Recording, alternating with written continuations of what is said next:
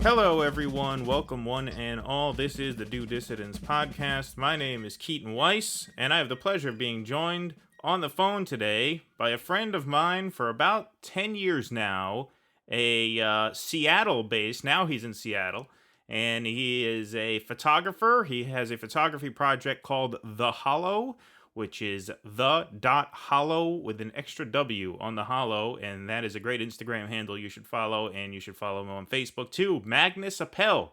Magnus, good to talk to you, my friend. Thanks for making the time. Thanks for having me, Keaton. Of course. So, what's been going on? We're here to talk about, obviously, you're from Seattle. You've been documenting the CHAZ zone, which is the Capitol Hill Autonomous Zone. They just renamed that at the request of certain activists, the CHOP zone, because I guess CHAZ was taking on too much of a sort of party theme. You know, that they wanted to drive home the seriousness of what they're doing as an actual occupation, as a protest, and so now they call it the CHOP, which is Capitol Hill Occupied Protest Zone. But you've been down there a bunch of times, and you and I were roommates in Brooklyn together while the Occupy Wall Street protests were going on, and you and I hung out there quite a bit. And I have a feeling there are some comparisons to be drawn, not only in the protests themselves, but in the way they're being portrayed in the media and in politics. So why don't you go ahead? I mean, you've been down there. What's it like? What's your take on it?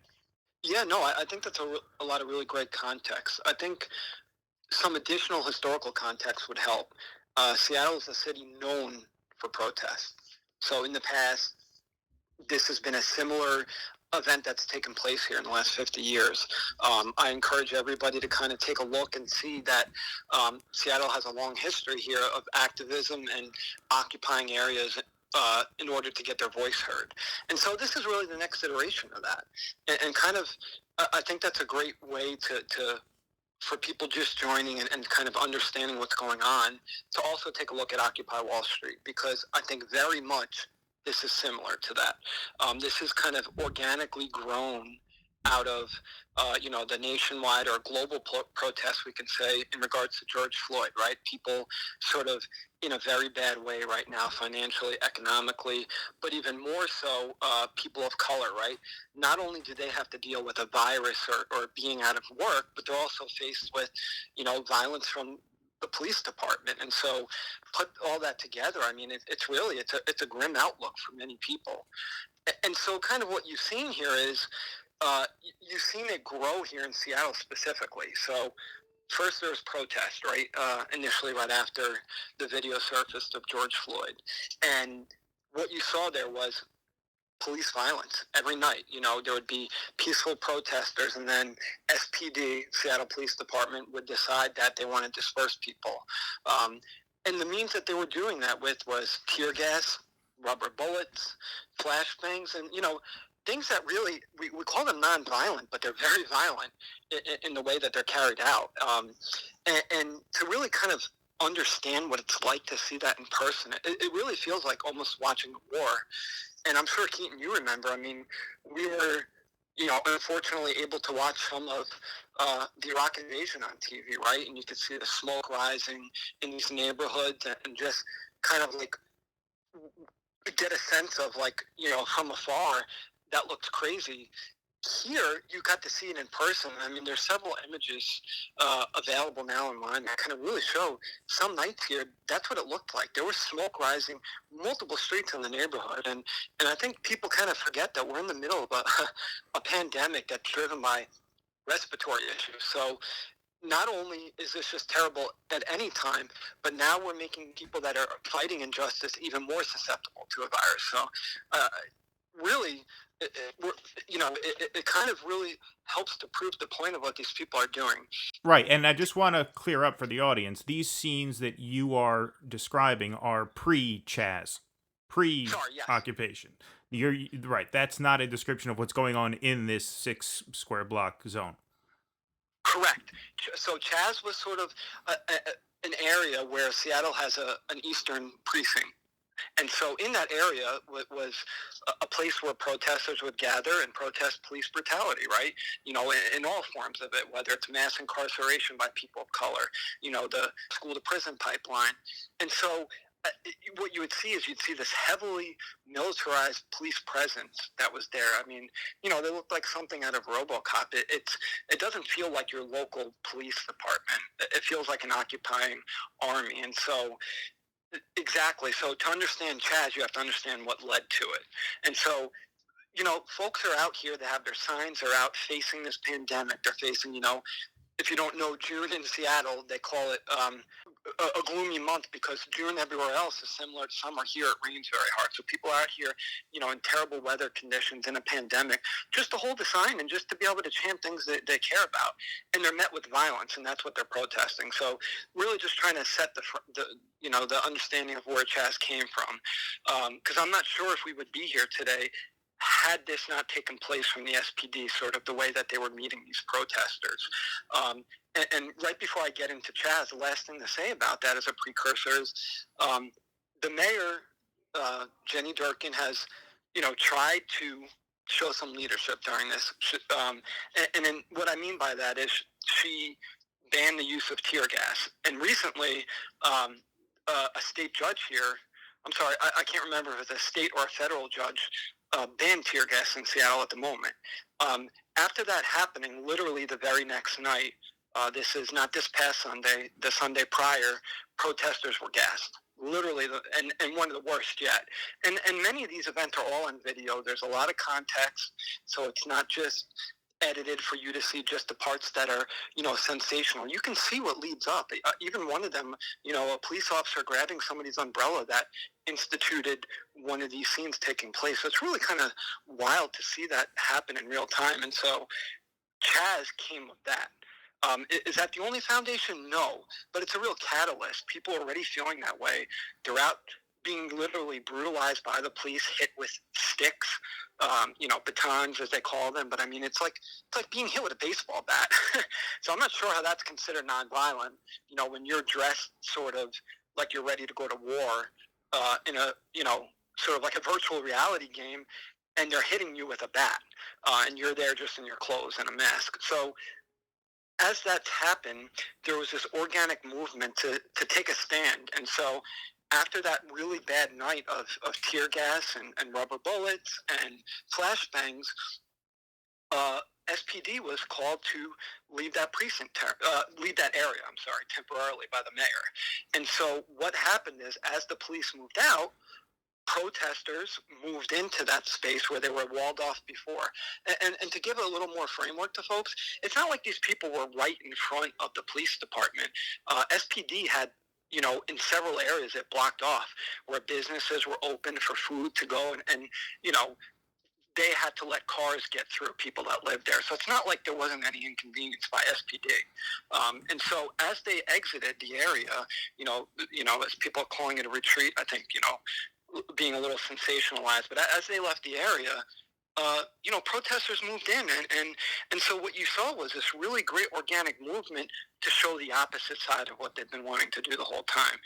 And so that kind of takes us to CHAZ. I know a lot of context, but I think it's important for people to know, the subtext here and what leads to these things. It's not like people just showed up and said, I'm taking this place, because that's not what's happening right now. There's people of all walks of the community. Every time I've been there, I've seen families from elderly folks down to younger children. People are handing out masks if you don't have them for safety. They set up a tent area for people who are homeless to get food, because as sensationalized on the news, Seattle does have a higher homeless population. So these folks have kind of stepped in some areas where you have seen the government not to help people. And what I witnessed when the last time I was there was a really great speaker. And unfortunately, I can't recall her name, but what a powerful speech that she was giving to everybody there and talking about, this is what we want. This is the kind of community we want to move forward. Community-based solutions, meaning these outreach programs, literally the opposite of what SPD was doing. Is what's happening in CHAZ right now.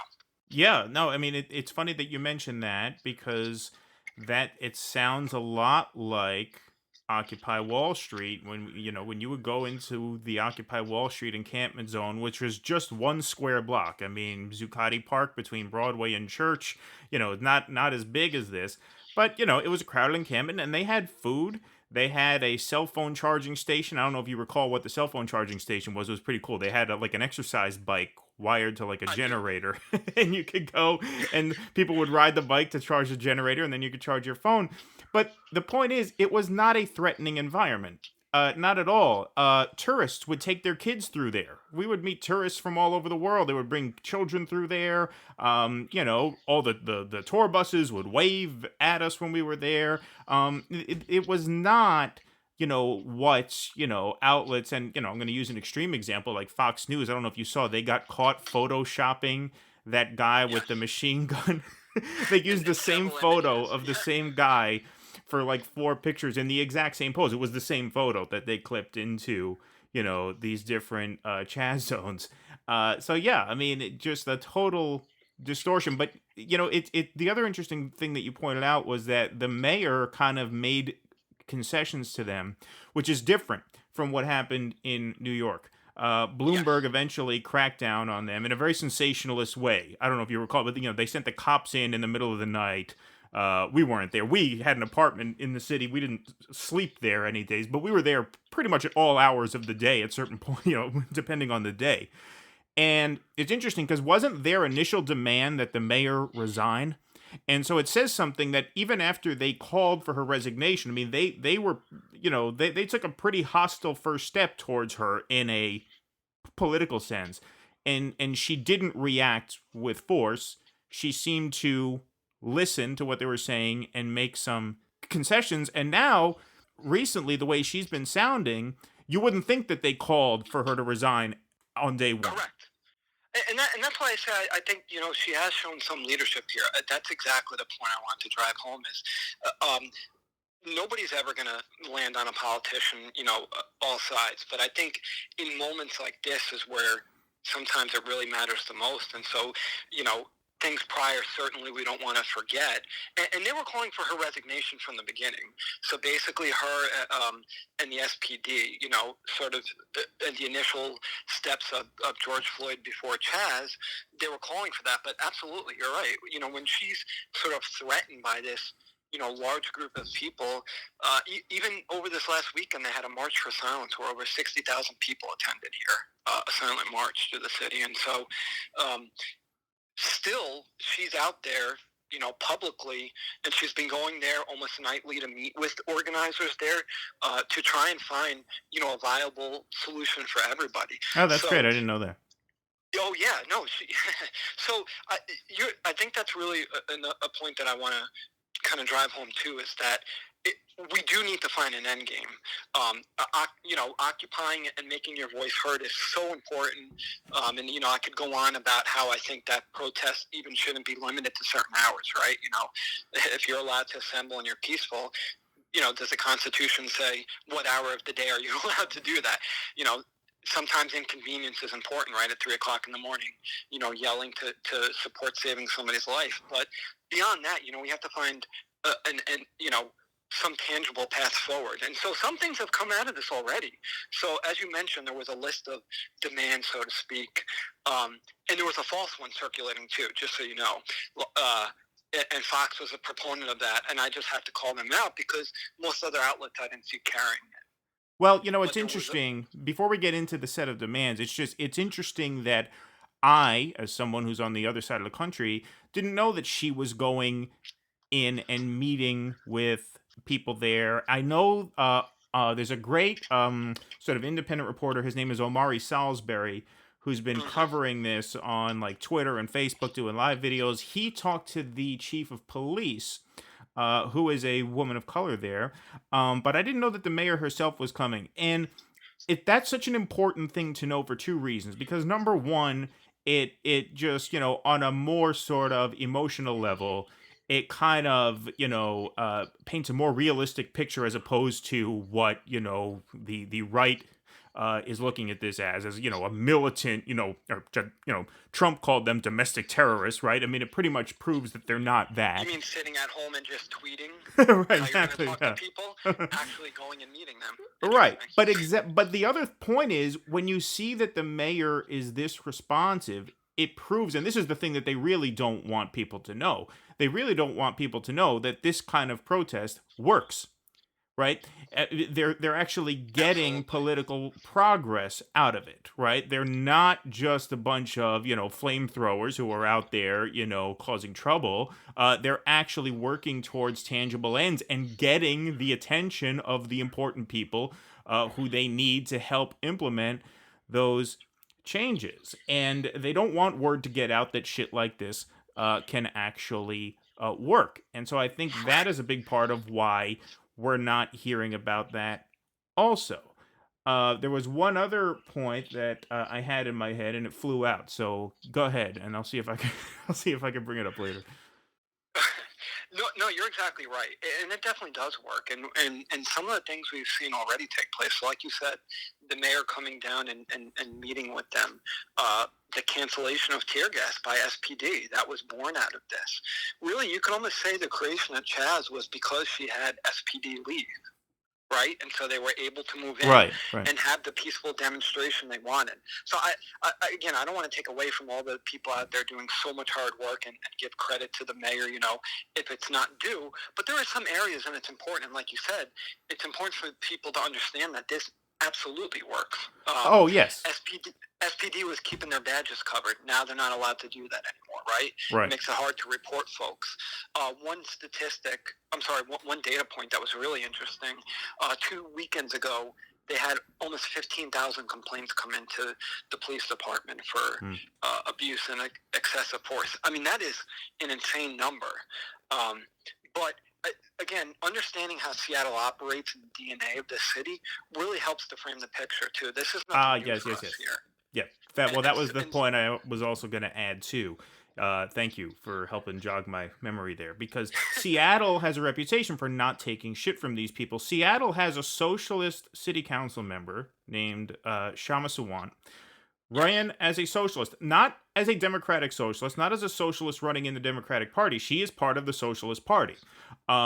She has made the case for third parties. She won that city council seat in the city where the richest corporation in the world spent boatloads of cash trying to stop her from winning that council seat, and she won it.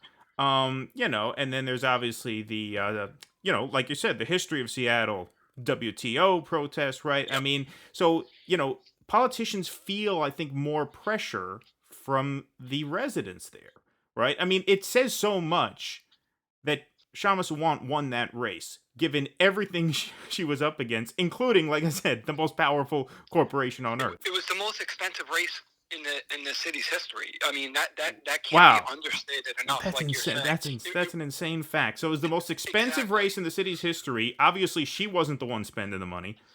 The money was being spent against her. correct. Yeah, I don't remember the number off my top of my head, but it was, I think they raised several hundred million. I mean, an insane number Think of what for a a fucked up city. thing to beat a city council member. Right, Not to absolutely. beat a governor, not to be the senator, to beat a Right. city council member. Someone who doesn't even have full autonomy in her body. She's one of many on the council. Right, and I mean that's really to understand the state even better. Our governor ran as a almost like a Green Party candidate in this last presidential election. So it's really through and through, from local to the state level. Washington State has really, I think, led the way in a lot of these areas and reforms. But one of the interesting things is the police department, like many other Democratic cities, have some of the worst, you know, uh, excessive use of force. And so I do think that it's important to understand those things, not because it's a sensational point, but it kind of really gets to the heart of what people are upset about. And they feel that police departments really are their own autonomous thing, that they don't work for the citizens, you and I, right? They work for themselves, they protect themselves. And so, great examples, like I said, the mayor told them not to use tear gas. and they use it the very next night. And you are right. The chief of police is a person of color, and so is the fire department. The chief of the fire department is the same thing. He's been out here. He was giving people masks. So like, it's the microcosm that takes place in Seattle. I think is how all of this plays out. It is really amazing to kind of see democracy at work in a good way. Power to the people, right? You come out and you exercise your right to speak out against injustices that you feel, and it's working. Several things have happened already, and we're only a few weeks into this. I'm excited for the future of it, but like you said, I think it's hard to really follow this story when you're watching it at a national level. So I would always continue, like anything, to look for local resources. Our local news departments are in there all the time, and they've done some pretty good coverage of it, to really help people to see, and that right, that this isn't just a block party, as you said. This is a place for change to take place, people to come with good ideas, in a place where people feel safe to be able to talk. And Capitol Hill, just for additional context, is a neighborhood east of downtown, about a mile up from downtown, maybe not even. And this is an area that is probably the most prolific in the city of Seattle for this sort of activism, right? It's a lot of younger people that live there. Seattle University's there, so a lot of younger people here. This is a place where pride is year round here, as well as the city too. But just everything has an extra emphasis in this neighborhood. So the fact that CHAZ exists in this area makes a lot of sense to understand the DNA of this city. Yeah, and you have done some great photo work. I used one of your photos in a blog post that I put out last week. What was that scene? I mean, you take these great photos of you went like behind the cops, and the cops are in the foreground, and there's this mass of people in the background, sort of slightly out of focus. It was a great photo, and then there's this woman lying on the ground right in front of them. Was that at I mean, that was obviously it's a stupid question. It was obviously at one of the marches. So yeah, what have those marches been like? Yeah, those unfortunately have all kind of been met with violence towards the end. Every time they start out really fantastic, all the organizers and protesters are doing just such a fantastic job. And what sort of has transpired every single time at the end is the police decide they want to disperse people, and the protesters are met with some sort of violent response. Again, when I show up and all I have is a sign, I'm not sure how that's as threatening to when Washington State, during the stay-at-home order, had 2,000 Washingtonians armed to the teeth, um, with assault rifles, sidearms at the state capitol. And I think these things are important. They're not just points to mention. Had all these people shown up and exercised their Second Amendment right, where they're allowed to come armed to the teeth, and kind of have this menacing look to them, what would the story be then? And I think that's really important, because only just a few weeks prior, we saw people, sort of protesting that they weren't allowed to go to the store they wanted to, or to get their hair cut, right? And showing up with guns at the state capitol, didn't work though here in a good way. So the governor sort of, didn't bend to that, where you kind of see in many other states. But I think understanding intimidation. So that's where I wanted to start with when you said how did these work. Um, they've been really good.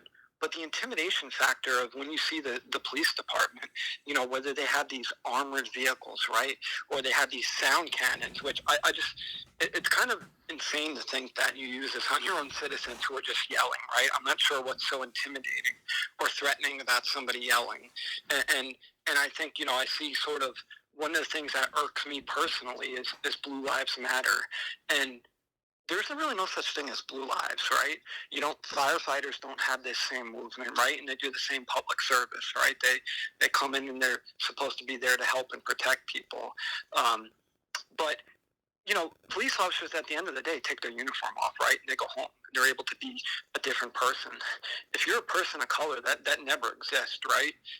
You don't get to, at the end of the day, go home and say, oh, yeah, I'm glad to be done with that.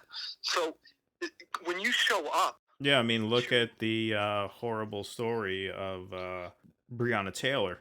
You know, yes, on their own, they got a law passed with her name on it, but still haven't even arrested or charged any of the people that shot her. I mean, talk about living in a bizarro world. You get a law named after you, but the perpetrators of the crime against you, zero's being done. It's and if you've seen the police report, it's really sad to just look at. I mean, honestly, to see. What was put in there, which is essentially nothing. Nothing. Yeah. Yeah.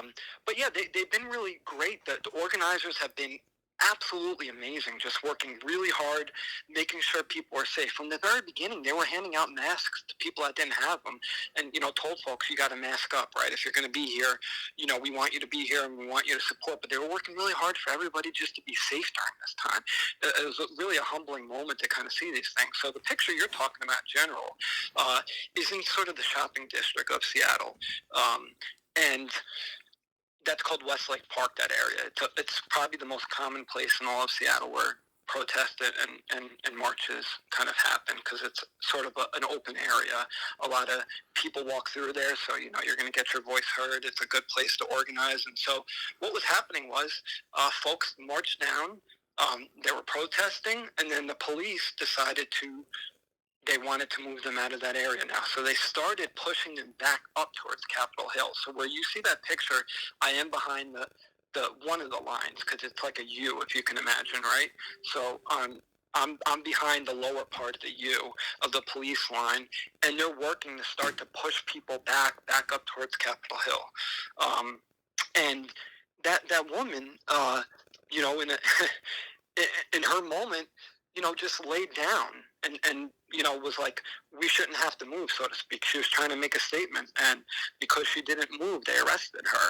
But when you see kind of like behind these police officers, it just being there, it feels very intimidating. So the protesters that show up and go to this, I can't emphasize enough.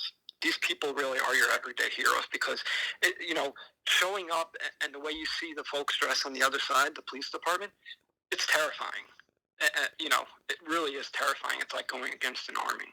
Yeah. I mean, there are talks of defunding the cops right now, and I said, look, the case for that is open and shut. It's right in front of your eyes. We just had a pandemic where we heard every day on the news hospitals don't have PPE, right? Nurses don't have masks. You have nurses tying garbage bags to themselves so they don't get this virus while they're trying to save the people who have it, right? Oh, if you know anybody who can sew, or have them sew together some masks and run down to the hospital. Meanwhile, at the first sign of trouble, these cops come out covered head to toe. Every one of them looks like they're from 200 years in the future that they're sent back. I mean, it's absolute insanity. But one of the reasons I asked you about that is because I want to contrast that with the day-to-day reality inside the CHAZ. But before we get to inside the CHAZ, just because you mentioned this, and this is related on both sides of the autonomous zone line. You mentioned, Blue Lives Matter.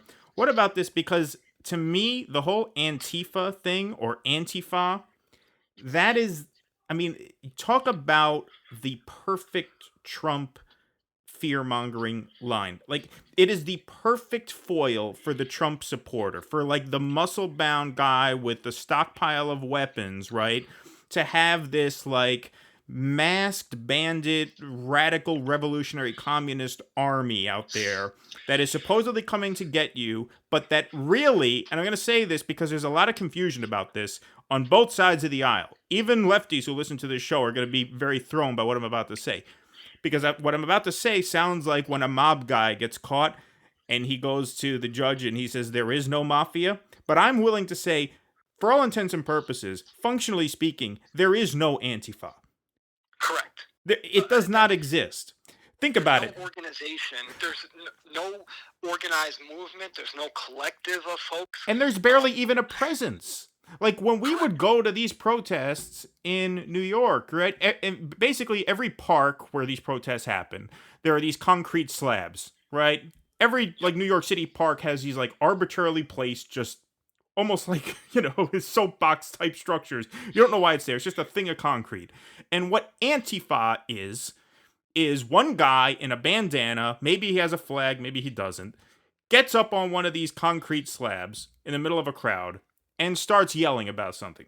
And he usually has like two guys with him who like lean on the concrete slab right under him and have these kind of mean looks on their faces, right? And they are intentionally kind of intimidating, right? They have this like militant way about them.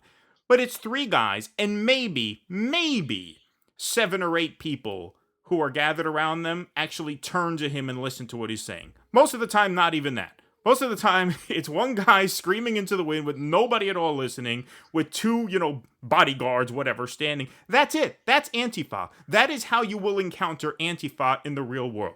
Now, are there heightened examples where there's more of a presence, like Charlottesville? Well, sure, but whose fault is that? It was the neo-Nazis that planned the fucking rally in the first place. So obviously, you're going to have an exaggerated presence there. Other than that, you're not seeing Antifa anywhere. They do not exist in the wild. No. I would challenge you to say they absolutely exist, but not in the framing that is being made. What I believe you just described is anarchist, which is something very different. To be an anti-fascist means to go against literally what people are protesting for now, right? The state to dictate everything, right? Sure, but I'm just talking about as it's known in popular culture, right? Like the meme of the but guy I with think, the bandana, right? I think They root of it, hardly though. exist. I mean, they really do. Correct. They are not out at these protests in full force, organizing or commandeering these crowds. No, you don't even see them. They don't even get a platform. They may try and stand up and do whatever. And I would argue, I'm sure you've seen too, where many folks have kind of called somebody out like that. That's there to just cause potential chaos, right? So I think what you've also seen, even the media cover that, which I was surprised, was several incidents like that where people actually called that out to say, hey, even one video that was fairly sensational where they saw the guy picking up pieces of chopped sidewalk and like 3 or 4 protesters grabbed him and threw him over to the police. So that's different than the past. So I think what you're also seeing is people sort of react and evolve in these sorts of organized marches and protests to be even more effective, right? To not let the narratives be taken away from them. Sure. And that's really what you and I are saying here is no matter what, whether there's 1 or 20 people there, they're drowned out and nobody's listening to them. So the fact that there is this boogeyman Antifa who's coming to take your liberties away is really just, couldn't be, more fake than the Hulk. Yeah, I mean, literally in the dozens of events that I would go to regularly when I lived in the city, and even Right. in the fewer that I've been to since I left because I'm further away now. I've honestly, in all the events I've been to combined, I have not seen 100 people who would identify as Antifa. Correct. Averaging about 3 or 4 people per event, if any. And I think we don't want to go too far off, but I think it's because, like you said, the narrative has been taken away of what that means to even subscribe to an idea like that. Because I'm pretty sure most people would say they're anti-Nazis, right? So, yeah, that's a topic for another day. But, yeah, it's just the boogeyman of them, which I think is really more anarchist, is as fake as it comes. And anybody who's been to any of these events would tell you exactly the same thing. And the ones here in Seattle, certainly that's the case. People have gone through great lengths to protect everybody around them. And that includes businesses. That includes even the police officers. I've seen many events where people, nobody was being violent, but just reminding people, like, what our mission is here, right? And so it's been very humbling to see these people lead the way. It's really, and like you said, Occupy Wall Street was powerful, and I think in many ways. But I think what's going on here is even more prolific, to be honest. And I think because you're seeing tangible results right away, and we didn't see that. Obviously with Occupy Wall Street, like you said, the end of that was a very sad chapter, unfortunately. Yeah, well, I mean, the thing about Occupy was that happened while Obama was president, and so most of the left was just totally asleep at the wheel, right? They weren't paying attention to fuck all. And they were asking, "What are you protesting?" I was a tour guide at the time, and every time I go out on a tour and the topic came up, have some fucking bimbo who took the Long Island Railroad in to come eat some cupcakes for 2 hours. What are they even protesting? I don't understand. By the way, that's a woman from Long Island. That's my impression of a Suffolk County woman. I know I sounded like a man there, but you get the picture. That would be. I mean, that's it. Here, there is obviously a very visceral sense of what it is they're protesting, right? So I think that's one part of it. I think the other part of it, though, is that this has been building. I mean, there is a continuum here. Occupy Wall Street was the beginning of it, and most of the left missed it because they had who they perceived to be at least their guy Right. in the White House. 2015, that first Bernie campaign, that was a continuation of Occupy in a way. A lot of the same people joined that campaign, and they said, we're supporting this campaign because of a lot of the problems that Occupy was talking about have only gotten worse, and they're going to continue to get worse over the years. Of course, that didn't work out. We know how that happened. Then we Right. had 2020. Now Donald Trump is in the White House, largely because those concerns that Occupy and the Bernie 2016 campaign was raising went unnoticed. So now you have Trump. And now, on top of Trump, now you have a pandemic where there's mass unemployment. Now you have a murder by the cops in the middle of that after. And one of the things I didn't mention on that line is you had Trayvon Martin, Michael Brown, Freddie Gray, right? Countless others. And so all of this came to a head at once. And so Right. it's a perfect storm. But you need a perfect storm. Because if you don't have a perfect storm, what happens?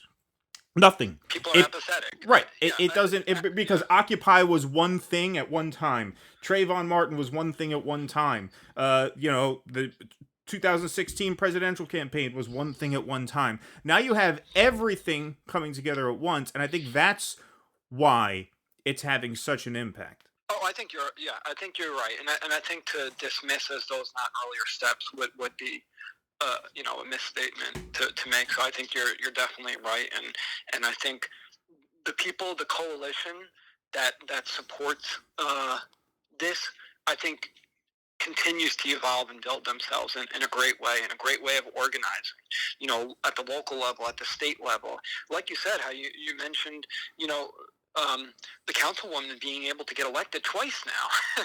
And in the middle of, when she was elected the second time, for all intents and purposes, it wasn't a good economy for everybody, but for people who worked in many industries, it was a good time, right? And so she was still able to get elected during, a time of a lot of financial growth for, you know, a group of people, and that really says something. And I think you're right that without having Occupy Wall Street, without having, and you and I spoke about this prior, without having 2016, the election, sometimes it takes a certain catalyst to get things going. And then unfortunately, George Floyd, you know, terrible, absolutely terrible. But because of George Floyd's murder, we may be seeing hopefully that next iteration of change and growth, right? And the coalition building even larger to the point where the coalition is at a point to make change across the board, right? Yeah, Kind of absolutely. at a national level, um, as opposed to just local. Yeah, no, that's totally true. And, one of the things that I have been thinking about recently is how the left more broadly sort of missed this opportunity because it's obvious that police brutality and the implications of it, right? Which, it has implications for capitalism, surveillance, gentrification, right? I mean, when you really think about this, it has ripple effects into all these other areas. This was clearly the issue upon which a revolution could have launched, and Yes.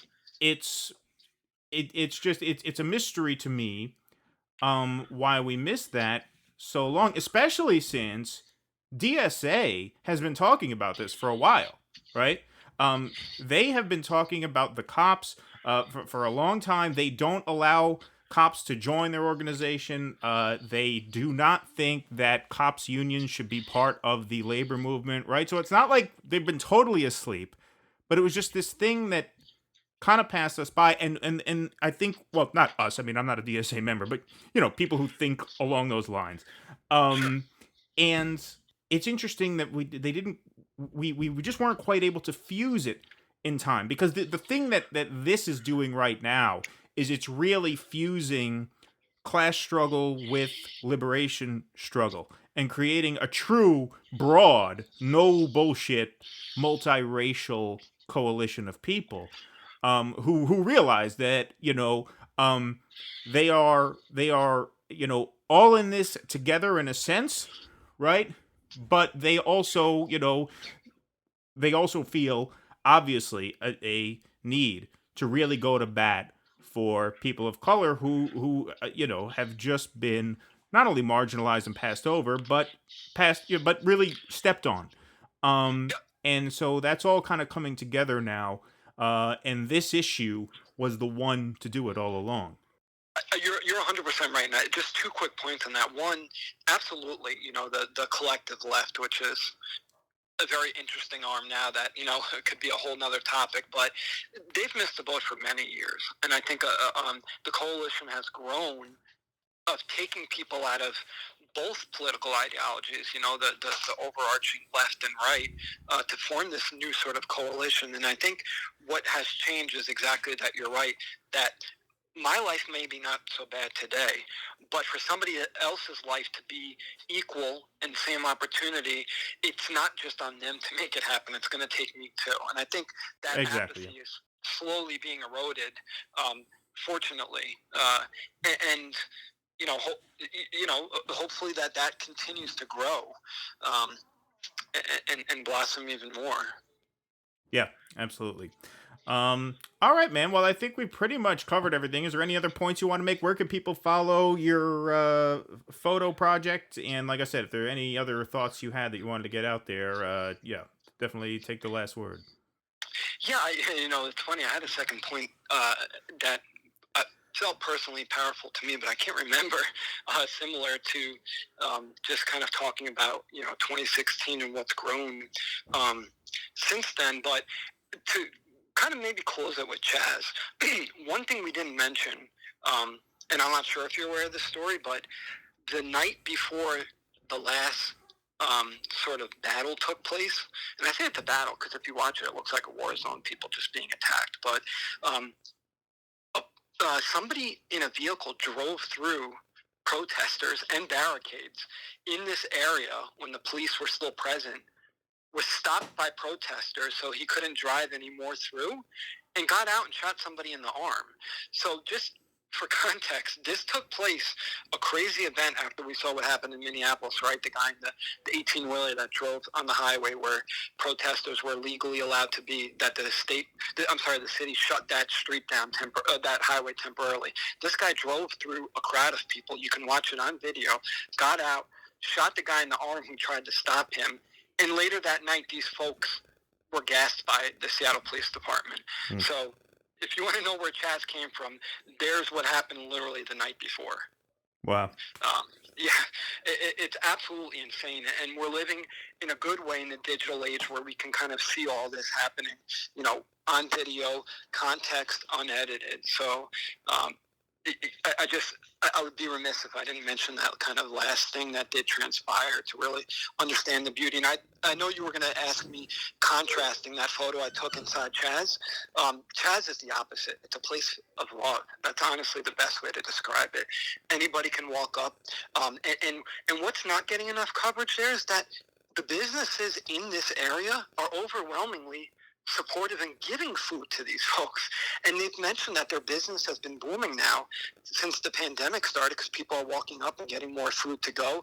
This isn't a neighborhood where, it's just, people living on the street normally. Unfortunately, this is, sort of a very expensive area of the city. So when the businesses are there supporting the people doing this, I think that's very powerful. And I encourage anybody to look those sentiments up because I know there's been a lot of kind of misinformation spread about warlords, I think was the term Fox used, and other outlets about, armed people walking around and extorting businesses, which this past Thursday, the chief of police had to make a press conference to say that was not the case, that they've had no complaints of extortion or anything.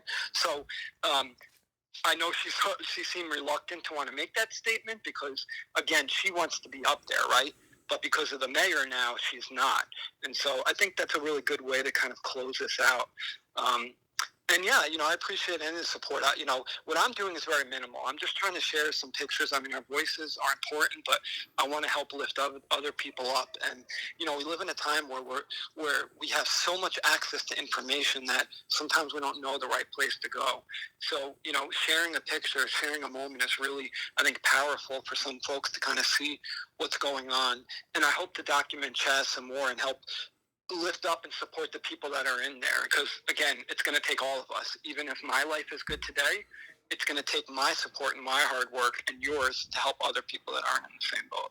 So if you'd like to follow, I'm on Instagram, like you mentioned, the.hollow, so THE_HOLLOWW, and the same on Facebook as well. And I appreciate you taking the time to chat with me. Oh, no, I appreciate you coming on, man. You're really good at this. I wish I knew you were good at this 10 years ago. We could have started this a long time ago. I mean, I may be heading for a different career in the future soon, so you never know. Oh, okay. All right. Well, yeah, I'll keep you in mind. And, whenever you want to come back on, absolutely. This was a great talk. And you're right. I mean, it does fall to independent journalists. I mentioned everybody should follow Omari Salisbury on Twitter. He's been putting out great stuff, and you can find his videos on Facebook. He just has a personal Facebook page, so I don't want to send people to like friend him and stuff like that. But like you can look up the videos, he posts them there too. Because look, it falls to the independents to do this. I mean, the media is not going to give a movement like this a fair shake. Fox is the worst offender, obviously. And like, I mean, the only reason why like CNN, MSNBC, ABC, CBS, the only reason why they're not as horrible as they were in the Occupy days is because Trump is president. Whereas in the Occupy days, Obama was president. They weren't going to give any daylight to any sort of left critique of him. Because their audience hates Trump so much, they're inclined to sympathize with a movement like CHAZ a little bit. But even so, like you're not going to get the real deal there. You're going to get the real deal from people who are there all the time and who don't have any vested interest in doing anything but telling the truth about this stuff. And you're one of those people. So thank you so much, Magnus, for joining us. It was great to talk to you. You can follow us on Facebook, like us on SoundCloud. You can listen and subscribe on any major podcast player. You can go to patreon.com/do dissidents and support this program for as little as a dime a day. And of course, check out all of Magnus's photos at The Hollow on Facebook and Instagram. Thanks once again to Magnus for coming on. Thank you all for listening and for your continued support. We'll see you next time.